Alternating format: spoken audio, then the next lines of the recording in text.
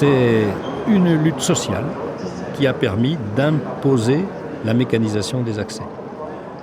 Aujourd'hui dans Métropolitique, Starline, le métro européen.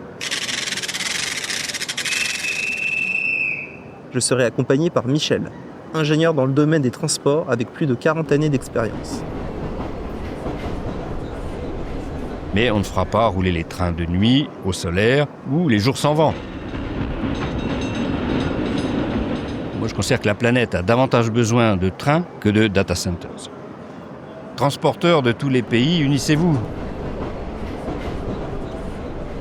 Véritable passionné et expert du transport ferroviaire, il a transmis ses connaissances à l'University College of London, à l'École des Ponts et désormais dans Métropolitique. Alors, cher Michel, on va s'intéresser à une vision ambitieuse de la mobilité européenne. Un de nos abonnés nous a envoyé un article publié fin mars sur Euronews, un média d'information européen qui propose régulièrement des sujets sur les enjeux de société et d'aménagement. Vous pouvez retrouver cet article dans la description de cet épisode. Il présente Starline, un projet de métro européen, imaginé par un groupe de réflexion basé à Copenhague, 21st Europe. Ce think tank se donne pour mission d'esquisser les grands chantiers à mener pour une Europe plus intégrée et plus résiliente. Michel, vous avez lu cet article, qu'en pensez-vous ? Oui, on y parle de mobilité ferroviaire d'Helsinki et de Kiev jusqu'à Lisbonne et d'Athènes à Oslo, c'est-à-dire les 4 coins de l'Europe continentale. Alors pour une fois qu'on pense transport ferroviaire, ne faisons pas la fine bouche. Ce papier d'humeur n'est certainement pas un démontage en règle du concept, mais plutôt un guide de lecture, une tentative pour aider à identifier les composantes d'un concept de système de transport à l'échelle d'un continent. La couleur est annoncée dans cet article. Starline espère réinventer l'infrastructure ferroviaire, je cite, fragmentée, inégale et souvent lente, du continent et mettre en place des liaisons ultra rapides capables de rivaliser avec l'avion. Cette vision de Starline inclut entre autres une liaison Helsinki-Berlin en 5 heures, avec des trains circulant à une vitesse de 300 à 400 km/h. J'imagine que vous n'êtes pas indifférent à ce genre d'annonce. Eh bien, d'emblée, la très grande vitesse, voire la très très grande vitesse, est brandie comme l'objectif ou la solution. On y parle de 400 km/h. Vous connaissez ma méfiance dès que la vitesse est brandie comme solution. On en a parlé au sujet du Hyperloop, mais donnons crédit à Starline de ne pas se répandre dans ce genre de fantasme pour le moins. Donc ce réseau ferroviaire Starline s'appuierait sur 22 000 km pour relier une quarantaine de destinations européennes, avec des lignes desservant également le Royaume-Uni, la Turquie et l'Ukraine. Oui, si on s'intéresse à 22 000 km de voies, d'infrastructures, il est clair qu'on parle bien essentiellement d'infrastructures existantes. Alors qu'à la première lecture de l'article, on pourrait penser qu'elles sont à construire. Le constat n'est pas faux, mais il a fait l'économie de l'histoire du développement du rail en Europe. Au XIXe siècle, le rail se développait alors qu'on avait encore des guerres, qui d'ailleurs se sont poursuivies jusque dans les années 90 en Yougoslavie, sans parler de l'Ukraine aujourd'hui. Donc le réseau est le fruit de la géopolitique. C'est contre ça qu'il va falloir réfléchir. Pour autant, la dimension politique est néanmoins abordée par le groupe de réflexion. Je cite de nouveau, « Un système ferroviaire véritablement intégré n'est plus seulement une question de commodité, c'est une nécessité stratégique pour la résilience de l'Europe au XXIe siècle. » Ensuite, on peut prouver que la vulgarisation est questionnable. C'est essentiellement le but de ce podcast aujourd'hui. Je cite de nouveau. « Conçu comme un système de métro, j'ai bien dit de métro, Starline change la façon dont les Européens perçoivent leur propre continent, non pas comme une collection de capitales éloignées, mais comme un réseau unique et rapide où chaque connexion, que ce soit pour les personnes ou les marchandises, est à portée de main. » On a eu un podcast où on a parlé du choix modal, donc de la définition modale. Donc moi, je considère que la confusion de définition des modes de transport nuit à la compréhension de la complexité du sujet. On y mêle allègrement métro, TGV et fret. Je pense que ce n'est pas une démarche suffisamment claire. Cela propose une sorte de métavision du transport guidé qui peut laisser penser que c'est facile puisqu'on projette cela. L'objectif, je cite de nouveau, de 21st Europe est de faire fonctionner le réseau d'ici à 2040. Mais dans quelle mesure cette vision est-elle réaliste, disent-ils ? Eh bien, la réponse est dans la question.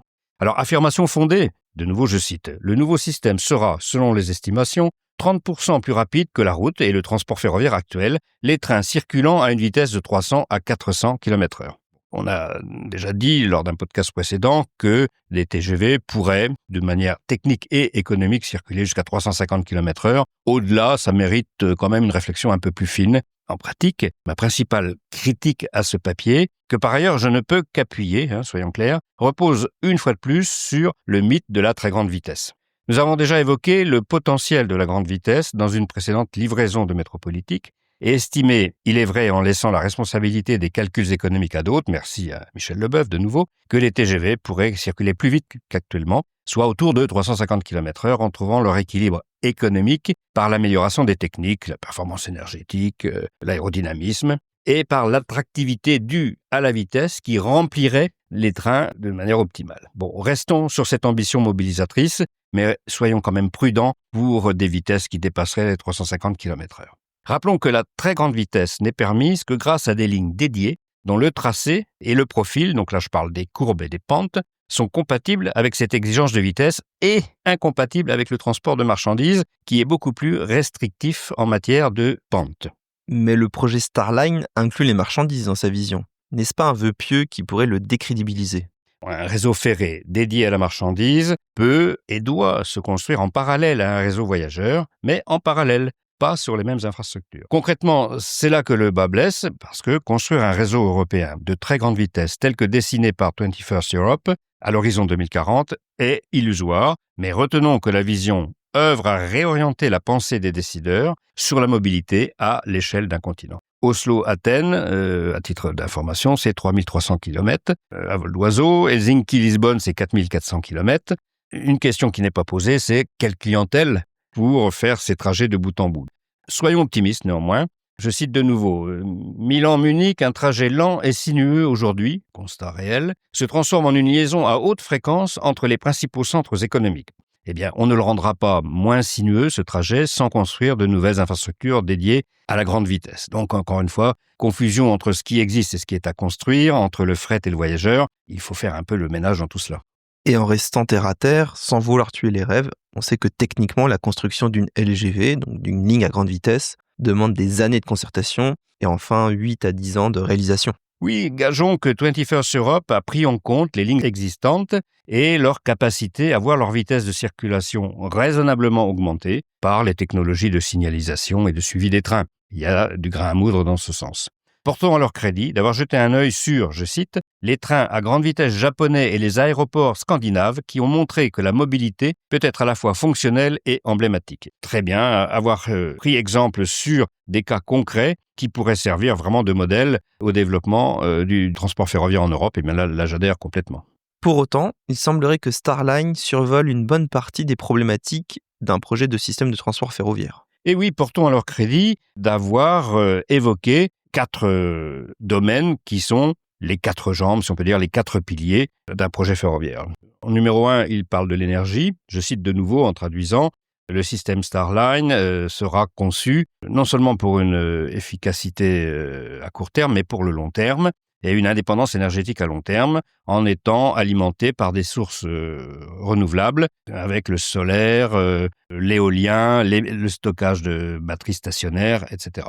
Soyons clairs, c'est moderne, c'est dans l'air du temps de parler de ces énergies renouvelables, mais on ne fera pas rouler les trains de nuit au solaire ou les jours sans vent.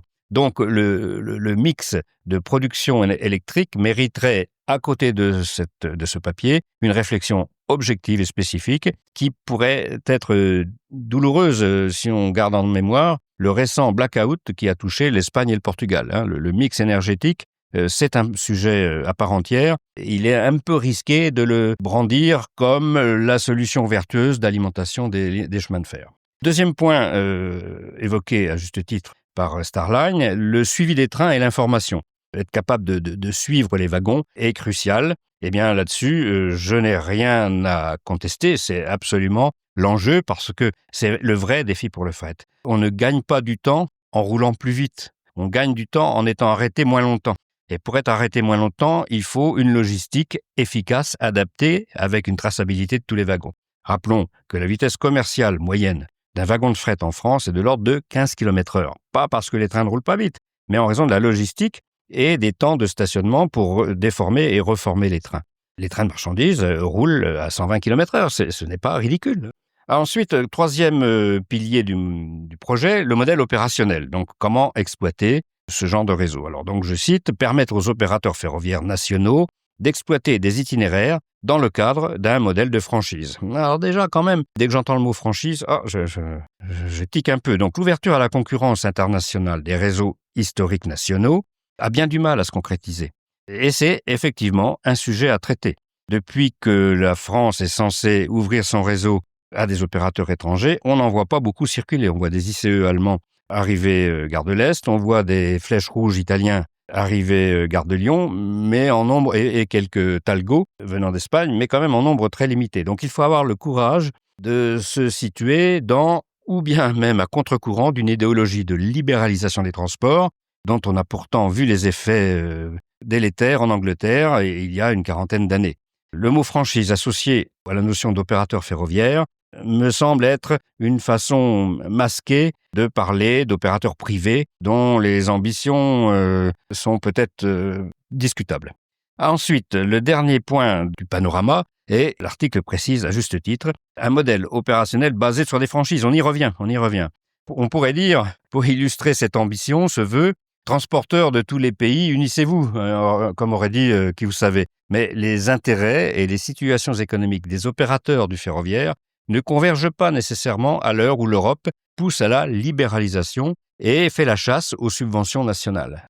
Deux autres aspects qui sont la gouvernance et le financement. Alors, ils envisagent une gouvernance européenne à travers, et là je cite de nouveau, Starline pourrait être supervisée par une nouvelle autorité ferroviaire européenne qu'ils appellent European Rail Authority, ERA, qui serait un corps au sein de l'Union européenne qui coordonnerait l'interopérabilité et le développement à long terme du réseau. Alors, une instance internationale ferroviaire, ça existe déjà, ça s'appelle l'UIC, Union internationale des chemins de fer.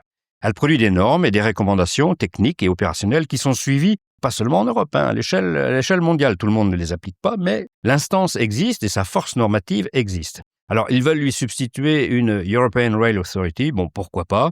L'idée est excellente, l'idée est vertueuse. Est-ce que ça ne sera pas un machin de plus sur l'empilement réglementaire? C'est un écueil à éviter. Et puis, dernier point, mais pas le moindre, le financement, bien sûr. Où trouver l'argent?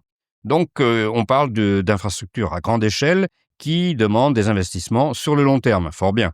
Les budgets européens, au sens de l'Europe communautaire actuelle, sur les infrastructures, la Banque européenne d'investissement, la Banque européenne de reconstruction et de développement, tous ces organismes existent, en plus des États, et financent déjà les infrastructures ferroviaires à l'heure où la fascination de l'intelligence artificielle draine des milliards d'euros pour ce que Jean Covici appelle des gadgets. Il va falloir être très très convaincant pour réorienter les centres d'intérêt des décideurs pour investir sur le chemin de fer. Moi, je considère que la planète a davantage besoin de trains à court terme que de data centers.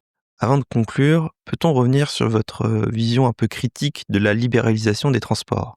Est-ce une vision très personnelle ou bien est-ce partagée au sein de vos collègues? C'est de l'idéologie, donc la dimension personnelle n'est pas exclue de mon propos. Néanmoins, si on veut tenter d'être objectif, en Europe, par exemple, le seul projet non national, c'est-à-dire non financé par des fonds publics, qui a réussi, c'est le tunnel sous la Manche. C'est remarquable, il est unique, il est superbe, il fonctionne, mais c'est le seul. Les autres projets sont des projets nationaux qui, au mieux, ont été interconnectés. Et donc, ce sont des financements de pays, parfois soutenus, souvent soutenus par des fonds européens, l'Europe considérant que développer le transport est vertueux, mais penser que des opérateurs privés, des investisseurs privés puissent se substituer à la collectivité pour financer les infrastructures de transport, peu de gens sérieux dans le métier y croient. Merci Michel. Après toutes ces explications, pouvez-vous en guise de conclusion nous résumer votre vision du transport ferroviaire en Europe? Volontiers, encourager le transport ferroviaire, oui, bien sûr. Le transport ferroviaire international, si je pouvais faire par exemple Paris-Lisbonne, ne serait-ce qu'en un temps équivalent porte-à-porte à l'avion, eh bien je choisirais le train sans hésitation. La LGV Porto-Lisbonne n'arrive pas à décoller, si on peut dire, et ne sera opérationnelle au mieux que dans 10 ou 15 ans. Bon, on reste conforme à l'horizon 2040, mais on voit la dimension de rêve que porte ce projet. Et ensuite, agréger fret et très très grande vitesse nuit, à mon sens, à la compréhension de l'effort à fournir.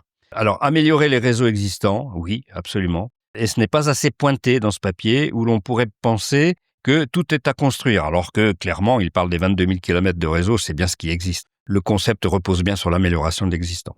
Alors, renforcer le fret ferroviaire, voilà un vrai enjeu, sur les sillons libérés par les TGV qui circulent sur des lignes dédiées. Eh bien oui.